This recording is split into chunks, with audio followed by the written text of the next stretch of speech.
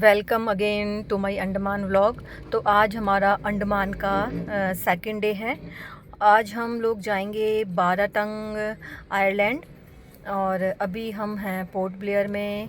और कल हम लोगों ने सेल्युलर जेल देखी थी, तो अब हम जा रहे हैं बाराटंग आइलैंड में लाइमस्टोन केव्स देखने के लिए। और ये जंगल जो आप देख रहे हैं, यहीं पे जारवा ट्राइब्स रहते हैं। और पहले तो वो पूरा पोर्ट ब्लेयर में थे, अभी वो लोग सिर्फ इन जंगलों में ही सिमट गए हैं। और इस अभी इस यहाँ पर आएगा जीराटांग चेक पोस्ट पे हम हैं। और यहाँ पे कीटरी में हमने सुबह थोड़ा सा ब्रेकफास्ट किया और पास में ही एक टेंपल था जीराटांग पोस्ट पे। हमने वहाँ पे मंदिर में दर्शन किए। जीराटांग चेक पोस्ट पे आपको रुकना पड़ता है, वहाँ पे फॉर्म वगैरह फिल होते हैं। पर पर्सन 850 चार्जेस लगते हैं बाराटांग आइलैंड जाने के लिए। तो वो यहाँ पे पूरा एक कॉन्वो के साथ आपको जाना पड़ता है, अकेले सिंगल कार यहाँ से नहीं जा सकती है। और टाइम इसके सेट होते हैं। दिन में 4 बार आप केवल यहाँ से निकल सकते हैं। और इसलिए हम सुबह के 6 बजे निकले थे, अभी अराउंड 7:30-8 o'clock हो रहा है। और जीराटांग चेक पोस्ट पे सब काम पूरा होने के बाद चलेंगे आगे। जीराटांग चेक पोस्ट पे आगे जाने के लिए आपको लगभग 50 किलोमीटर आगे जाना पड़ेगा। वहाँ से आपको एक जेट्टी में सी क्रॉस करके आपको बाराटांग आइलैंड पर ले जाया जाता है। जीराटांग चेक पोस्ट पे जो हमारे कैब ड्राइवर थे, उन्होंने ही सारा फॉर्म वगैरह फिल करने के लिए वो गए हुए हैं। हम लोग तो यहाँ पे आराम से है ना ब्रेकफास्ट किया, मंदिर में दर्शन किए। अब हम लोग वेट कर रहे हैं उनके आने का। जब सब लोगों के फॉर्म जब भर जाते हैं, तब पूरे वो कॉन्वॉय को एक साथ आगे के लिए भेजते हैं। तो तब तक वेट कर रहे हैं सब लोग यहाँ पे खड़े होके। और अब हम जीराटांग चेक पोस्ट से आगे बढ़ गए हैं। सारा काम फिनिश हो गया था, तो अब हम जा रहे हैं जेट्टी पकड़ने के लिए। यहाँ से 50 किलोमीटर आगे ये वही जंगल हैं जहाँ जारवा ट्राइब्स रहते हैं। बट यहाँ फ़ोटोग्राफ़ी करना बिल्कुल स्ट्रिक्टली प्रोहिबिटेड है, आप बिल्कुल नहीं ले सकते। और अब हम जेट्टी में बैठ गए हैं। जेट्टी में बैठ के अब जाएंगे बाराटंग आइलैंड। ये इस तरह से जेट्टी होती हैं। इस जेट्टी में सब ट्रक कार वगैरह भी सी क्रॉस करते हैं। और अगर आप बाराटंग आइलैंड लाइमस्टोन केव्स देखने का प्लान बना रहे हैं, तो इसमें आपको एक पूरा दिन होल डे आपको इसमें लग जाता है। सुबह निकलते हैं और लगभग आपको पहुंचने में पोर्ट ब्लेयर शाम हो जाती है। ऑलमोस्ट शाम को आप पहुंचते हैं। बस अब हम लोग वेट कर रहे हैं बाराटंग आइलैंड पहुंचने का। तब तक बस हम लोग टाइम पास कर रहे हैं, फ़ोटोज़ खींचा के, वीडियोज़ बना के और सी का मज़ा लेते हुए।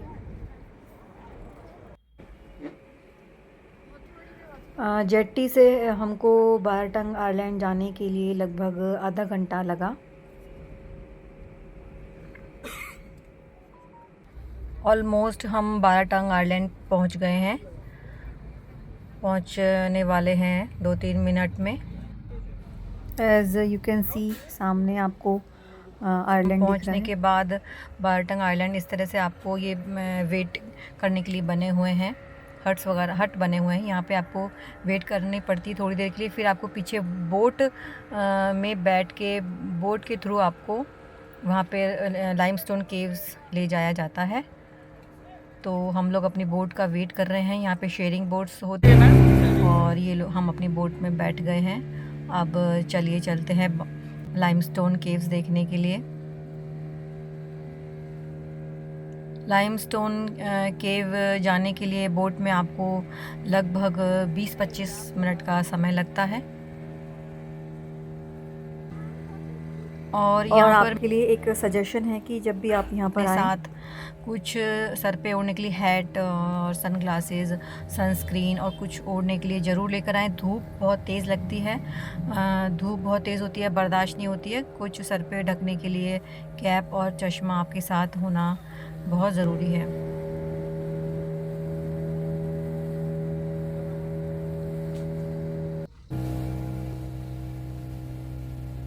और ये हम आ गए हैं अब मैंग्रोव जंगल हैं। ये सब मैंग्रोव्स आपको सामने दिखाई दे रहे हैं। ये मैंग्रोव्स के जंगल इस तरह से लग रहे हैं जैसे कि ये एंट्रेंस है लाइमस्टोन केव का। मुझे बिल्कुल ऐसा लगा कि हम एक एंटर कर रहे हैं एक पैराडाइज में, एक सपनों की दुनिया में। हमें आने में लगभग 25 मिनट का समय लगा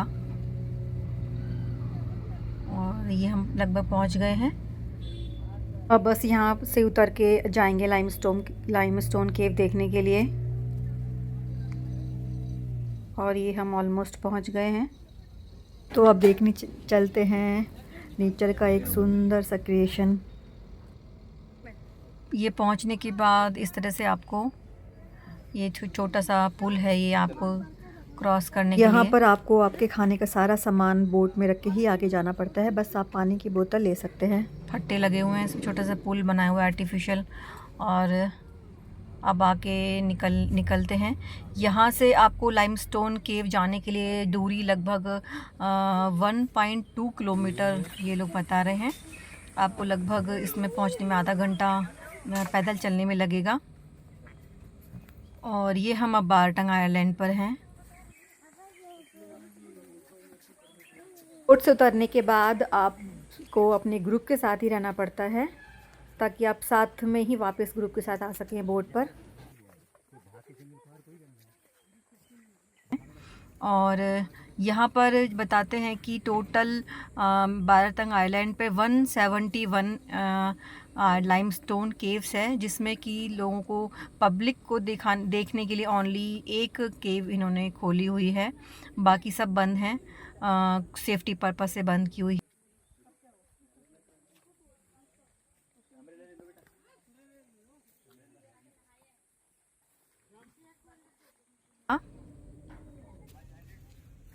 बाई चांस इसका जो है पता लगा था। यहाँ पर थोड़ा दूर चलने के बाद बहुत ह्यूमिडिटी बहुत ज़्यादा थी, तो यहाँ की लोकल लेडीज़ ने यहाँ पर छोटा सा यहाँ पे गांव भी है, कुछ 20-25 घरों का यहाँ पे गांव है। तो वहाँ की लेडीज़ ने यहाँ पे लोगों को जो आते हैं उनके लिए ये थोड़ा शिकंजी और एक चने की चाट भी थी और खीरा भी कटा हुआ था, वो रखे हुए हैं। हमने भी पिया क्योंकि यहाँ पे अंदर आपको खाने के लिए मना कर दिया था लाने के लिए। और साथ में पानी की बोतल आप ला सकते हैं।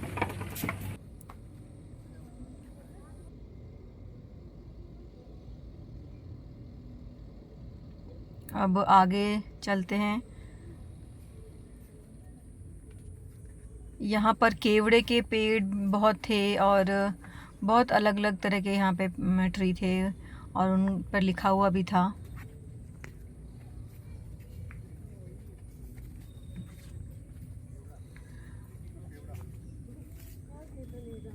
केवड़ा यहाँ पर भी आदिवासी ट्राइब्स रहते हैं, इसलिए यहाँ पर केवल आप दिन में जा सकते हैं। बाराटंग आइलैंड पर रुकने के लिए और कोई रिसोर्ट या 5 स्टार होटल्स अवेलेबल नहीं है। सिर्फ 2-3 गवर्नमेंट एसोसिएशन के कुछ हैं जहां आप रात को रुक सकते हैं, वो भी प्री रजिस्ट्रेशन करवा के। यहाँ पर इतने पेड़ थे कि नीचे तक तो धूप, सनलाइट बिल्कुल पहुँच ही नहीं रही थी। इतनी धूप होने के बाद भी हम बिल्कुल अपने छाया में ठंडे ठंडे में चल रहे थे। आप ऊपर देख सकते हैं, बहुत ग्रीन है ये और बहुत यहाँ पे सुंदर सुंदर पेड़ हैं। और ये नीचे पूरा पेड़ों की जड़ों ने अपना पूरा रास्ता बनाया हुआ था, बाहर निकली हुई थी बड़ी बड़ी जड़ें। ये पूरे पेड़ की तरह जड़ें इनकी लग रही थी। यहाँ से देखिए ये लाइमस्टोन के ये लाइमस्टोन स्टार्ट हो गए हैं। ये जो आप देख रहे हैं लाइमस्टोन, ये डेड लाइमस्टोन हैं, ये जो कि अब डेड हो गए हैं। और ये डेड होने के बाद ये ब्लैक हो जाते हैं, ऐसे ये गाइड बता रहे थे। इस तरह से ये डेड लाइमस्टोन है, जो कि ये नॉर्मल पत्थर जैसे हो गए हैं। और आगे चलने के लिए बिल्कुल सकरा जगह हो गई थी। एक आदमी आगे निकल सकता है, इतना छोटा पतली गली जैसी इसमें रास्ता था। और नीचे पत्थर और पेड़ की जड़ें बाहर निकली हुई थी। चलने के लिए बहुत सावधानी से चलना पड़ता है यहाँ पर।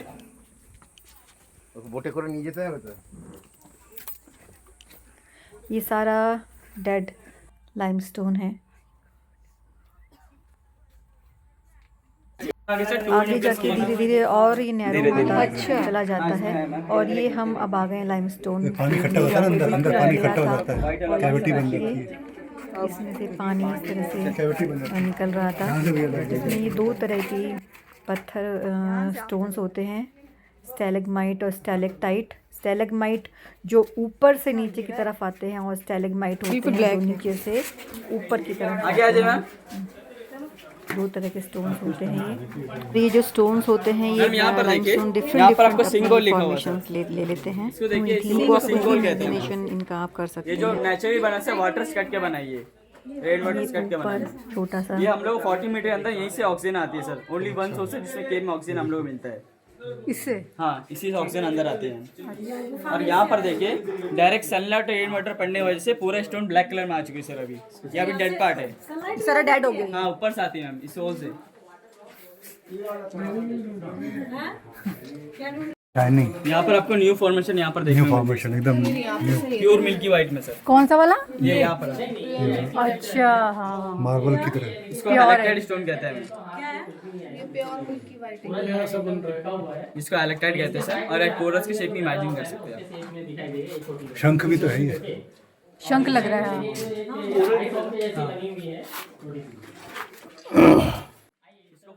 जो फ्रेश लाइमस्टोन होते हैं इनको अगर हम टच करते हैं तो टच करने से ये डेड हो जाते हैं, इसलिए हमको टच करने के लिए बिल्कुल स्ट्रिक्टली मना कर दिया था। इनको आप टच नहीं कर सकते, अगर आप टच करेंगे तो ये डेड हो जाते हैं। चलिए वापस बाहर चलते हैं।